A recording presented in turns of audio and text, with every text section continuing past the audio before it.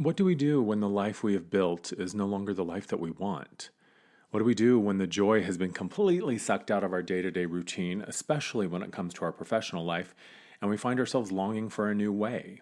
There are a lot of answers to that question, and the one we're going to focus on today is the power that is present when you lean into your ignorance. Today on The Luminous, we're talking about the magic of ignorance. Welcome to The Luminous, the podcast where we shine a light on human consciousness, personal sovereignty, and spiritual transformation and bring it down to earth. My name is Amar. For over a decade, I've supported people in reconnecting with their divine gifts, inner wisdom, and creative abilities. You are far more powerful than you've been led to believe. I intend to help you reclaim that power. My name is Amar, and this is The Luminous. Hello, everybody. It's me, your friend Amar, and this is The Luminous. I am really excited about today's episode. Today, we're talking about ignorance and the magic and power that is present in ignorance. I think that change is one of those constants in our experience, right? The only things that don't grow and evolve are dead things. So change is a part of life. It's a part of what we came for. It is, I think, inherent in the human experience. And I feel that I am particularly qualified to talk about change. I'm particularly qualified to talk about big change and making leaps and making left turns or right turns or big shifts or quantum leaps in our choices and how we choose to live our life and what it is that we choose to show up and invest ourselves into. I've moved 40 plus times in my life. Yes, you heard that right. I think this most recent move was 44 or 45 times as an adult. I've had more than 20 jobs. At least 5 of those have been my own businesses. So I know about change. And this topic of ignorance and leaning into it is something that has been coming up for me a lot lately. My work is really centered around helping you reclaim your authority, reclaim your sovereignty, and unlock your master creator abilities. And so in my work, I see a whole lot of people, and actually just in general right now, if I look out at the world, I see a whole lot of people who are questioning their choices, their paths, what they've created for themselves, doing some really deep inquiry in their lives. And I think that's a lot of what these past 2 years have been for humans is, that lockdown of the planet and having everything come to a screeching halt. I think suddenly a lot of people found themselves staring at their life from a different perspective. Suddenly they're face to face with who they really are and the life that they've created. And I think that has created a lot of anxiety for people. It has created a sense of dissatisfaction for a lot of people. A lot of people are asking really big questions. And personally in my work, every single one of my mentorship clients right now is in the midst of a big pivot. They're all walking away from things that have historically been a success for them, both financially and creatively, or just, in terms of things that they like to do or enjoy doing. So there's a whole lot of people asking these questions. And with those questions, I think there's also a lot of fear and anxiety that come up as people are finding answers and finding things within themselves that are leading them to new paths and new choices as in terms of what they do with their life. More specifically, when we talk about, your profession or how you support yourself and your family, what you do for a living. And so I think that this topic of ignorance is very timely because I think that ignorance has gotten a bad rap in our modern world. Now, look, I am not talking about the willful ignorance of someone who refuses to change or refuses to expand their point of view or their knowledge base. And for whatever reason, they just become adamant, they become rigid, and they sort of double down on their resistance. That's not what I'm talking about.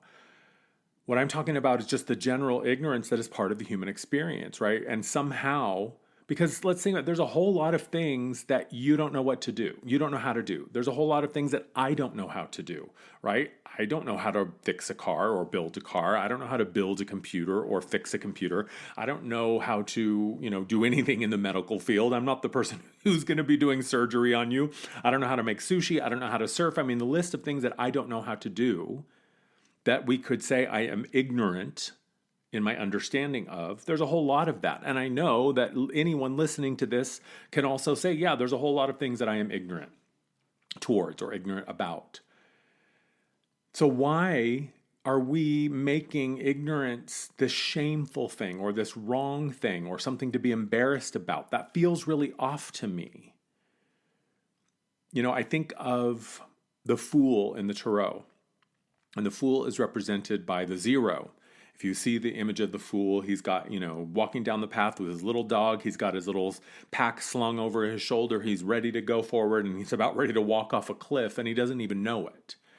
And the zero, which is the numerical representation of the fool, is the position that we find ourselves in before the first step. Numerologically, 1 represents a step. It represents a decision. It represents a choice.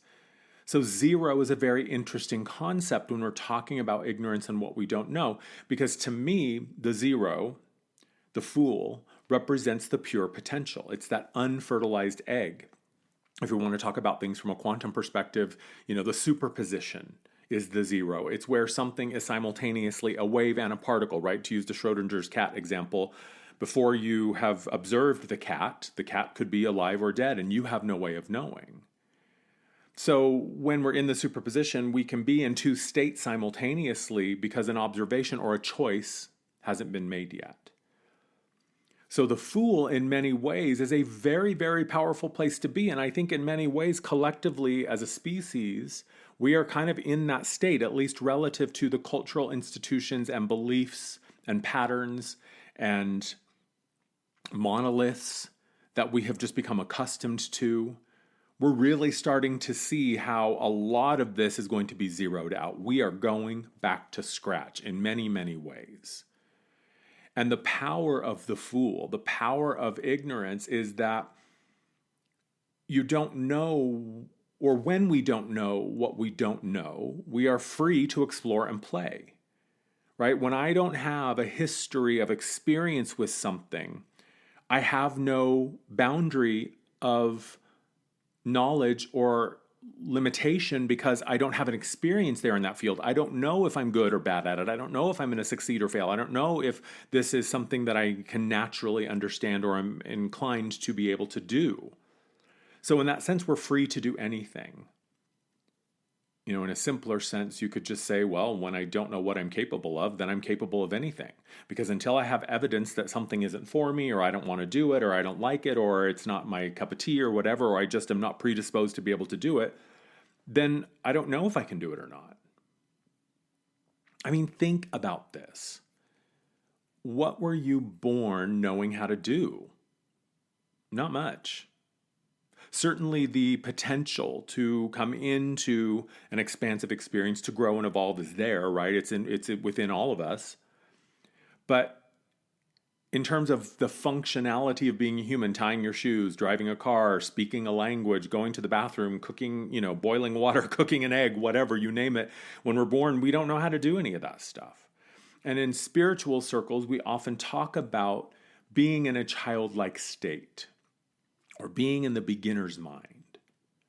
The neophyte is the same thing, right? The neophyte generally refers to a religious order, so it's the uninitiated or a newly ordained, holy person or religious person.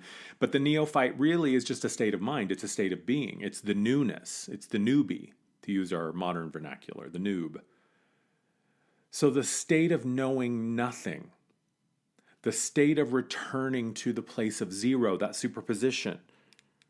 I mean, in order to create something new and something beyond, you have to be in that state. Otherwise, you're just drawing from history.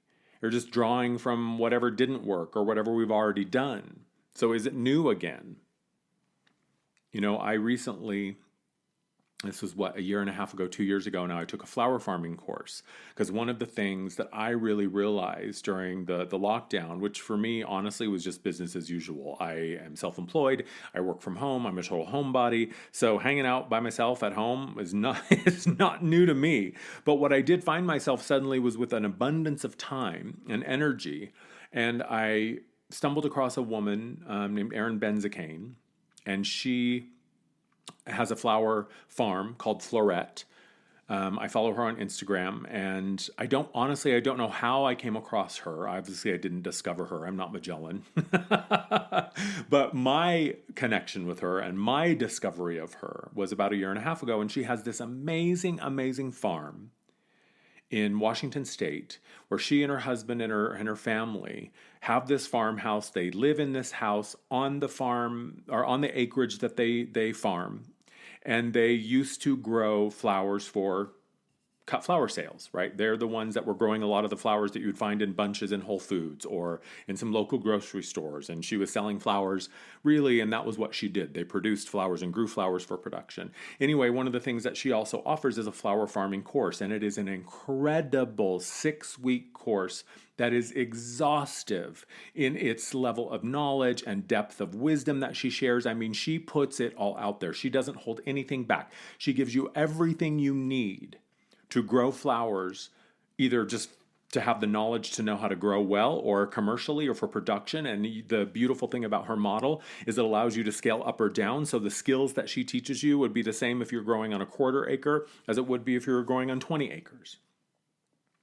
So I took this course about a year and a half ago, and I did it because I was so inspired by the life she had built for herself. And I remember being moved to tears when I first saw a video of her and her family on the farm, and the sweeping, beautiful cinematography of all of these gorgeous flowers in full bloom in the field. And I loved the life that she had built, living and growing and farming and being a part of a family on the same piece of land. So she super inspired me. And I was reminded of how important my connection to nature is, and how it has always been, and how over the course of my adult life, living in big cities, New York, San Francisco, Los Angeles, Seattle, I was pretty removed from that direct link to nature. And growing up in a small town in Wyoming in the mountains, in the Rocky Mountains, nature was all around me. I mean, I walked out my front door in the neighborhood we grew up in, and it was just mountains and prairies, and we'd go play in the ditch. And, my parents were teachers, and so we always had the summers off. And so it was always planting in the garden and working in the yard. So for me, a connection to nature was something that I always grew up with, and I think at some point took for granted. Anyway, I did this flower farming course, and I had all these dreams that I was going to become a full-time flower farmer. And then I spent my first season farming probably the equivalent to a 1/4 acre, maybe a little less. And I realized I don't want to be a flower farmer. But that wasn't the point. My point here is that had I never tried it, I would not know. And I remember when I was about to pull the trigger on buying this course, because it was a significant amount of money, and I had applied for a scholarship that I didn't get. In hindsight, I'm glad that I didn't. But I remember when I was sitting there and I was going back and forth for several days, and the deadline for enrollment was looming, and I was like, I have to make a choice. Am I going to do this or not? And I just did it. But there was this voice in my head the whole time, up until I pulled the trigger and paid for the course itself. There was this voice in my head constantly telling me why I shouldn't do it, why I shouldn't do it, why I shouldn't do it. And you name it, it was a reason that I threw at myself. And most of them were all based around the idea that not knowing was something that should be shied away from, or embarrassing, or be avoided. I was raised by teachers, so there was a huge premium placed on knowing, and not just knowing, but being right in your knowledge. And I understand why. So for me, moving into a space that I had a little bit of understanding of, I mean, I can keep a plant alive. I'm surrounded by houseplants as I'm sitting here in my office, and I know how to grow things. So I was not new to that.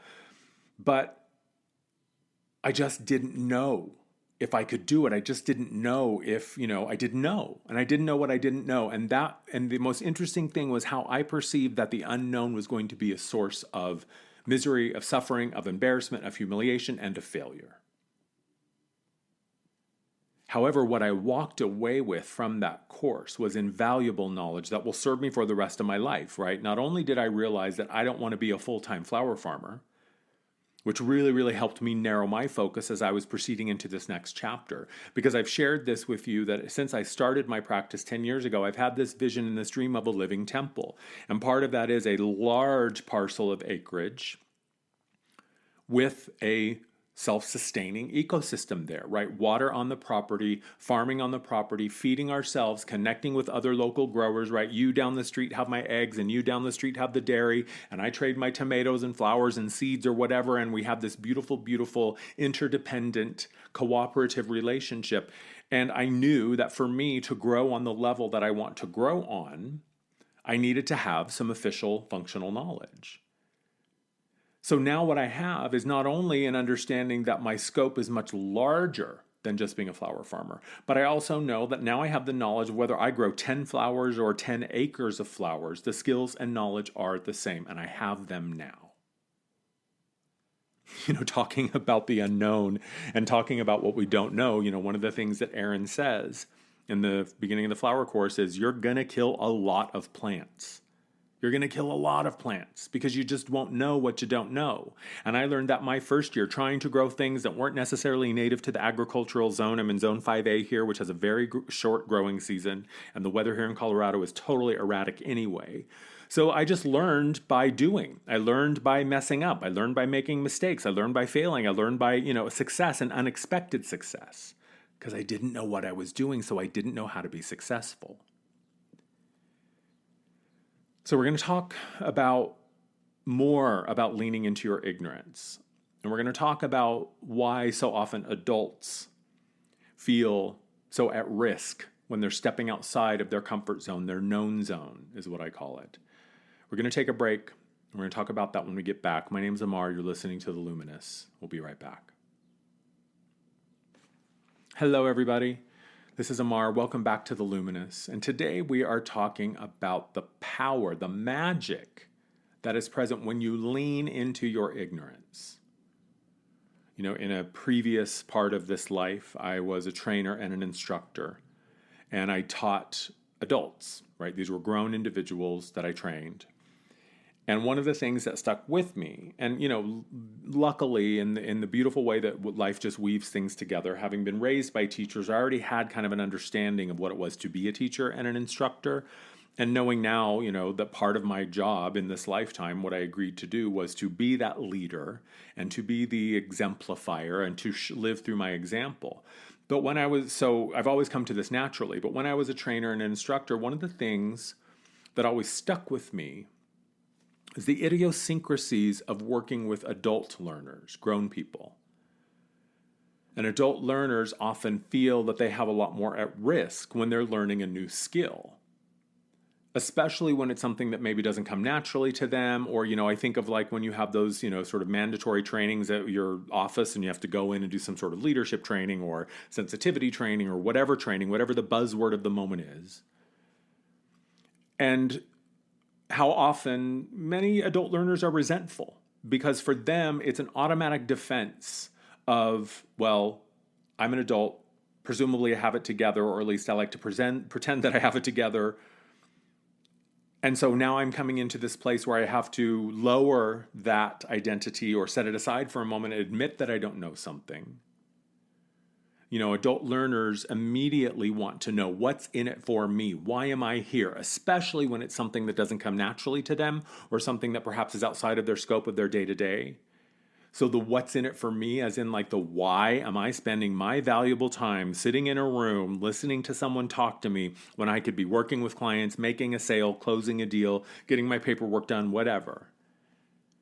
And that steep learning curve is something that many adults shy away from because we just don't like it.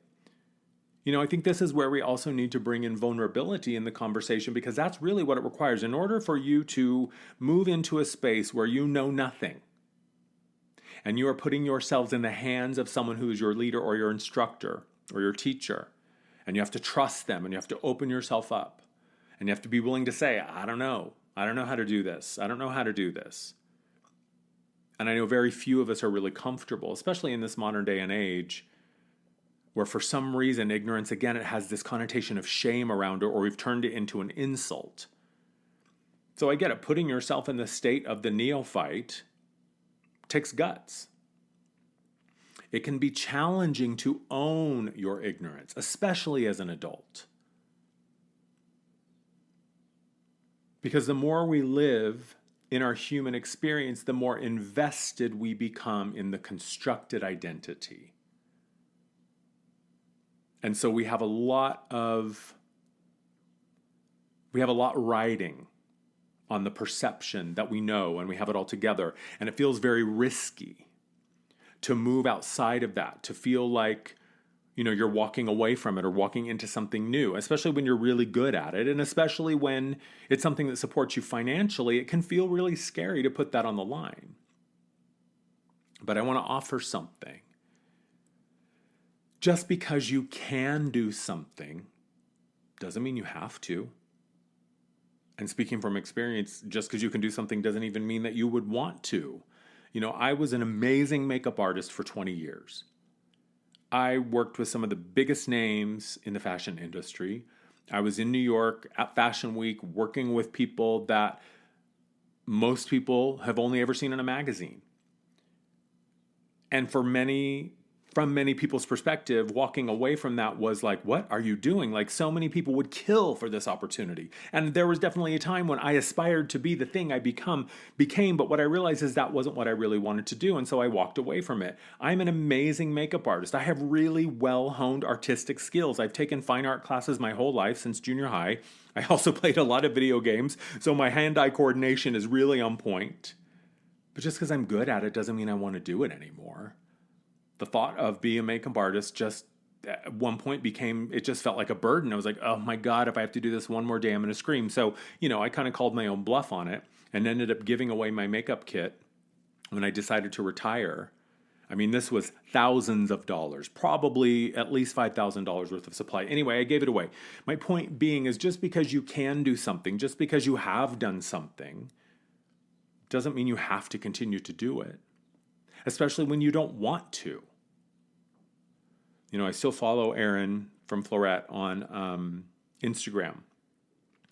And she has been talking about recently they made a big shift. So their farm no longer grows flowers for cut flower production. Now their farm is moving more into production of seeds and tubers and bulbs. So they're working more now with producing stuff that they can sell to people so people can grow their own flowers, rather than just selling you a flower, which maybe has 3 to 5 days base life and then it's dead and you throw it in the compost or the garbage and on you go. Now she's, teaching you how to fish, right? It's the adage, you teach someone to fish, they eat for a lifetime, you give them a fish, they eat for a day. So she's teaching you how to grow your own flowers now. Anyway, she recently talked about on Instagram about how she's in this learning curve state. She's in the not knowing part because she's walking away or shifting away from a very, very successful tried and true formula that has brought her a lot of success. People in the flower world know her name. And she wanted to move. She wanted to shift. She wanted to do something new. So she's in the middle of her pivot. And the pivot is never where things make sense. The pivot is, walking away from a formula that is successful to one that's untested and unproven. And she was talking about it on Instagram the other day, and she was like, this is always the part when I want to quit. This is always the part when the days run together and I don't know what day it is, and is it morning or night or what's my name? She was feeling overwhelmed, and she was sharing so openly and so vulnerably, which she's so good at. One of the reasons I think I connected with her so deeply is she's just really real. She shows you the good, the bad, and the ugly. And so she was talking about how she is at that point where, it's in the testing phase, it's in the growing phase, it's in the new emerging phase, and there's growing pains there. And this is the part when she always feels like, I just want to give up. I made a mistake. We're doing it wrong. Let's just backtrack and stop this now. Anyway, of course she didn't do that. Of course she's going to continue because that's who she is, at least from what I know of her.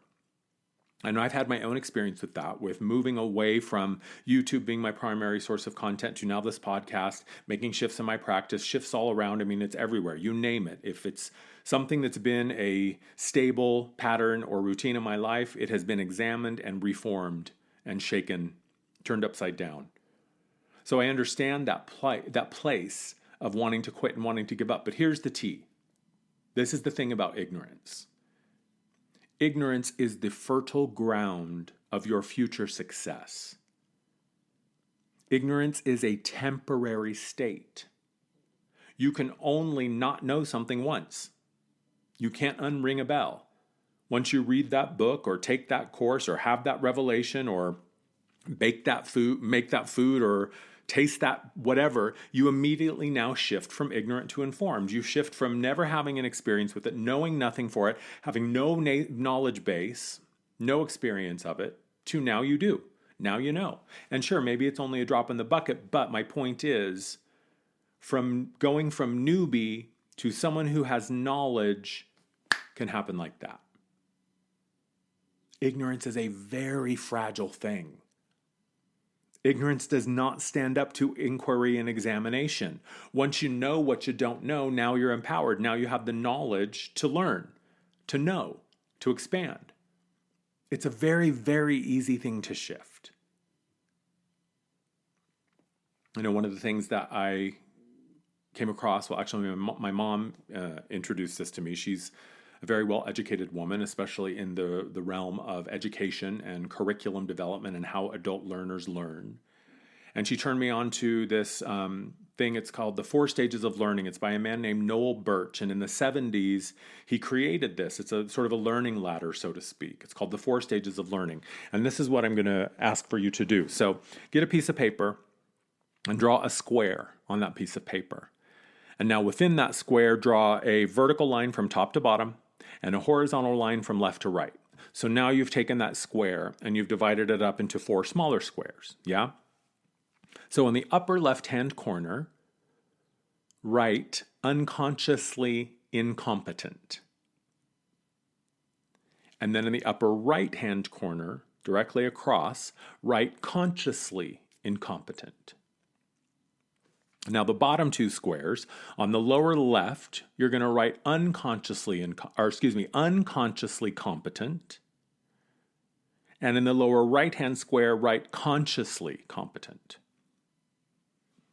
And what you have here is a map that is the 4 stages of learning. Now with kids, this is just a natural process. Children, especially when they're in that sponge stage, when they're developmental development or overdrive and they're just absorbing everything like a sponge, we usually don't have to stop and break it up like this because it's very evident to see, because everything's new with the child, so we can see all the time when they're moving through these stages. But relative to adult learners and people who have an investment in who they are or believe that what they do is who they are, or they believe that their value is tied to their productivity, which is one of the biggest lies we've ever been sold. Your value is inherent because you are. It has nothing to do with what you do or make or achieve or acquire. Anyway, the point here is when you look at that upper left-hand corner, unconsciously incompetent is I don't know I suck, or I suck and I don't know it. Unconsciously incompetent is the bull in the china shop, the fool, the person just making mistakes left and right, but I don't know that I'm making a mistake because I've never done it before, or no one's telling me that I'm doing it wrong, or I'm not aware of a process. So unconsciously incompetent is where most of us begin with something new. And who likes to be incompetent? Who likes to be unconscious? And then we move to the right. Consciously incompetent is someone says, hey, that's not how you do it, right? And you go, oh, no one ever told me. So now you move from I suck and I don't know it to, oh, okay, now someone told me that I suck or that I'm not good at it or that I'm not doing it right. And now I know. So that's where my power begins to come in terms of me being able to shift my experience. And then we move to the lower left, which is unconsciously competent. Unconsciously competent is when I've started to get the hang of it. I kind of know what I'm doing, and every once in a while I get it right, but I couldn't really tell you exactly how I did it. I think of myself and my unconscious competence when I'm learning new technology. Right? I've taught myself how to use GarageBand to edit my podcasts. I built, not from scratch, but doing the back end stuff on most of my websites. The first one I built, using a website builder. I taught myself how to do all of that. I taught myself how to do all of this technological stuff that I know how to do. And in the stage where I was like, oh, I remembered how to do it, or I did it once, but I can't remember how. How did I get it? Which button did I push? Which is the workflow? So unconsciously competent is when we begin to have some skill. And then on the lower right-hand corner, consciously competent is I know what I'm doing, I know how to do it every single time, and I always get results, and I can tell you how I did it.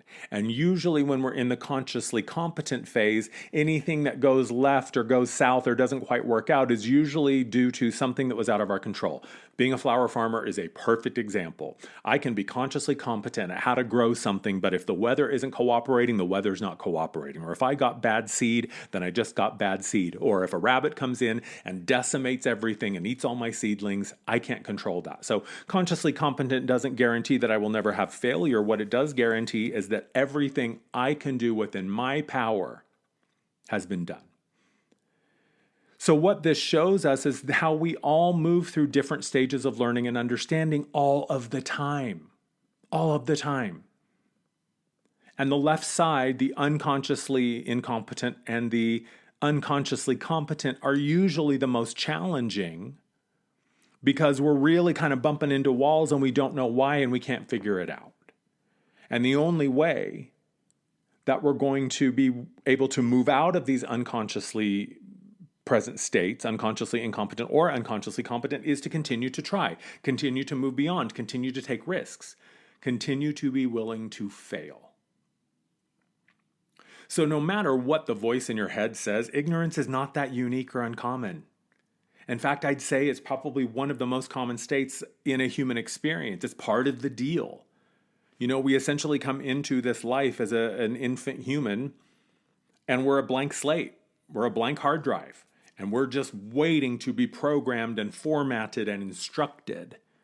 We're like sponges, we soak it up. So we're going to take a quick break, and then we're going to talk about how do we strike out on our own. Because you know me, I've got to give you practical application or I don't feel like I've done my job.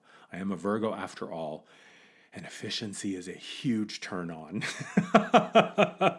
So I want to be able to give you tools so you can begin applying them to your current position, especially if it's one where you're staring at some big change, especially when it's one that you're looking at where you want to go but are feeling like I am so ignorant, I don't even know where to start.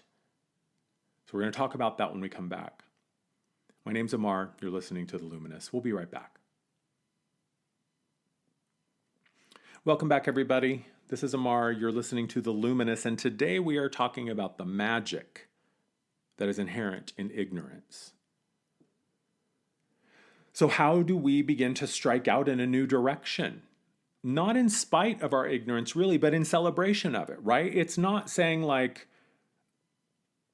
I'm going to, when you're ignorant and you realize it, you celebrate that. Like, ooh, a new area to grow, a new area to learn, a new area to inform myself, to empower myself, to educate myself.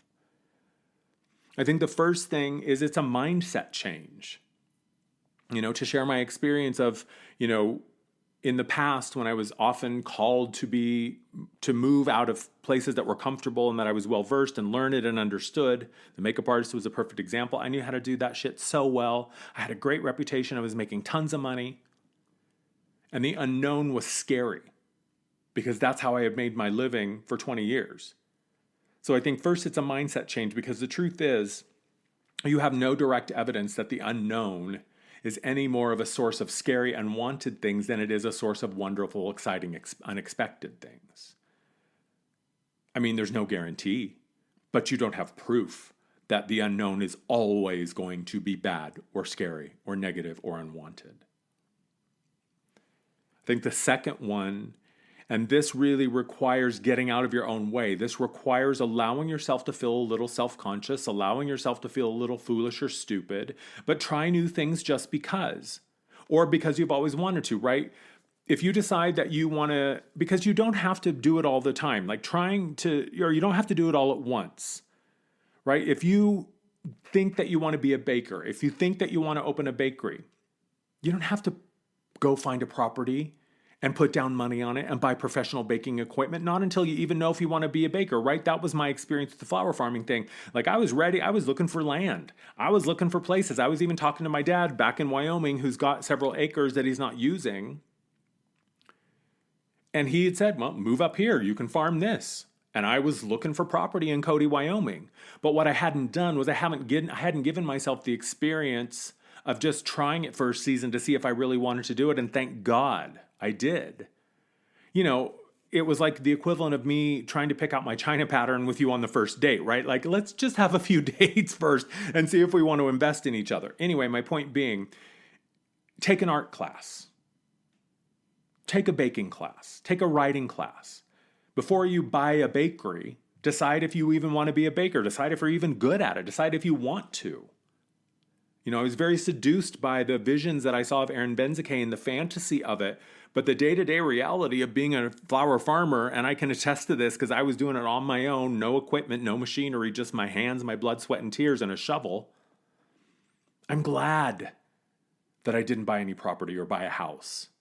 So take a baking class, and if it turns out that you are the world's worst baker, then celebrate that. Make a plaque, the world's worst baker, get yourself a trophy. Make fun of your not knowing. Take the piss out of it. Make it a joke. Laugh at yourself. Make light of your failures, because what happens when you laugh at something that previously was a source of fear or anxiety, you are reprogramming your mind and your system to accept that failure is not that big of a deal. It doesn't scare you. It's no cause for anxiety, and you can laugh at it. And more deeply, you're beginning to see that failure and success are two sides of the same coin. You got to break some eggs if you're going to make an omelet. You're going to kill some flowers if you're going to be a flower farmer.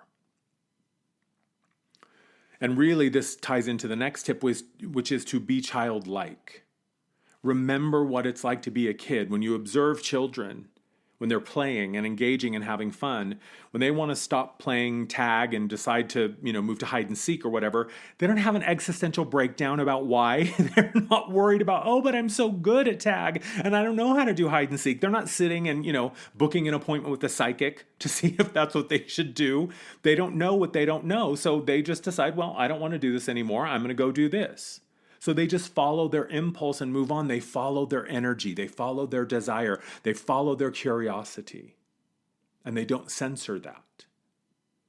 So be childlike in your willingness to just jump in and try without needing to know necessarily why. Just be curious. And then speaking about why, this is one of the key ones. Find your why. Why do you want to move into this new venture? Why do you want to try this new thing? Right? This is emotional architecture stuff. This is a course that I teach, and it's part of, we actually have this course live on the Temple, the online community that I have now, the Temple. The emotional architecture is baked into your membership. I give it to you for free because it is such a crucial part of how I live my life and also how I approach things from my practice and how I serve. So the emotional architecture in a nutshell is, saying it's not the money that you want, it's what you think the money is going to bring to you, right? Success, happiness, ease, freedom. It's not the house that you want, it's what the house represents. It represents community, it represents safety, it represents, fulfillment. So dig deeper. Dig deeper than I just want to do something else or I don't want to do that. Let yourself be curious. If you don't know exactly what you want to do, then that's the journey of discovery. But when you figure out what it is that you want to do, find your why. Because this is what I know. Success follows happiness. When you find what you want and you find what's exciting and you find that the thing that lights you up that you would wake up and do for free if you could, that is the crucial key part. Because I promise you, as someone who's been his own boss for the past 10 years, even though I love what I do and I wouldn't change it for the world, there are still days when I wake up and I'm like, I don't want to do this. And I remember when I was living in New York and working for that makeup company, and I had a job that people would have killed for. The job that I had was one that so many people in this global company wanted. I was making more money than I'd ever made in my life. I had cool clothes, a cool apartment. I had this notoriety of being the person that I was. And a whole lot of people wanted to be me, or at least be in my position. And yet I was crying in the shower every day before work because I hated that job so much, because I was so miserable and so unhappy. So success follows happiness. And I know from firsthand experience that money doesn't make you happy. It can buy you nice things. It can buy you the burst of like, ooh, I just got this really cool thing. Or, ooh, look at my new toy. But for me, that wasn't happiness. So find your why. Find your why. And then lastly, the thing that I want to share, and I was talking about this with a friend the other day, and we were laughing about, having been on this path for about a decade. He also is in this sphere and does this work in his own way. And we've been friends for decades. We're family. We're brothers. And so we've seen each other go through a lot, and we really stepped onto our own healing path at around the same time. And we were laughing and saying, man, if I had known 10 years ago when I started this journey that it was going to take me 10 years, I might have had a second thought, which is why I'm so glad. And this is why I say with all of my heart and soul that you don't want the plan. You don't want the plan. Because if I had known where I was going to end up 10 years ago, if someone had said, hey, Amar, this is the roadmap, this is the plan, this is the agenda, this is where you're going to go, I would have said no. Because from that position at that point in my life, there was no way that I could conceive of how am I going to be able to do the things that I'm doing now. So I'm so glad I didn't have the plan. And trust me, you don't want it. And you don't need it. And I'm not talking about you don't need a business plan. What I'm talking about is you don't need to map out every step of the way. You just need to start where you are. And here is why. Because 10 years is going to go by no matter what. I was so scared to leave what I knew behind 10 years ago. I was terrified to finally jump in and face myself and begin real work. But I also knew that I was running out of options. And 10 years are going to pass no matter what. So you can sit and continue to dream about another life. You can sit and continue to be like the kid with your face pressed up against the bakery going, God, I wish I could have some. Or you can begin the process. You can begin the questioning. You can begin the curious exploration. You can begin by just trying things and seeing. And you don't have to spend a lot of money to do it. Watch a video online, how to. Go to the library and check out a book that shows you how to do it. Download a schematic or a PDF from something and just try. Buy an inexpensive online course. There's a million ways you can do it. Go volunteer somewhere. You want to be a baker? Go to a bakery and say, hey, I've got Saturday mornings free. Do you need someone to just come in and be the grunt? I'll sweep up. I'll wash dishes just so I can begin to see. So you don't have to spend a lot of money or a lot of time initially, but you do have to start. Because things aren't going to change in the way that you want them to unless you direct it consciously. If you don't live life, life will live you. Life will not be ignored. It's going to happen one way or the other. So I understand the fear. And I understand the reluctance. And I also understand that the only thing this life was waiting for was for me to say yes to it. And now I live a life that feels like paradise. Now I don't consider myself to have a job.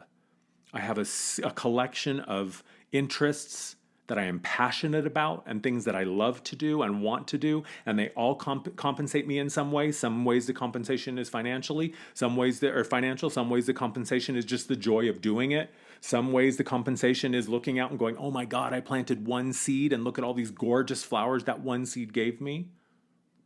So it's possible. But not unless you're willing to start, not unless you're willing to claim it, not unless you're willing to say yes to the other thing that you have so long been putting off. So let yourself be ignorant. Lean into your not knowing. Be the fool. Be the child. Be the neophyte. Be the initiate. Be the apprentice. Be the noob. Because that can only happen once. And the minute that you know what you don't know, you're no longer ignorant. Now you have knowledge. Now you have information. And over time you'll have skill. And over time you'll have wisdom. And that is priceless. But you have to be willing to allow yourself to be ignorant first. That's what I have for you today. My name's Amar, and this is The Luminous. Thanks for listening. I love you.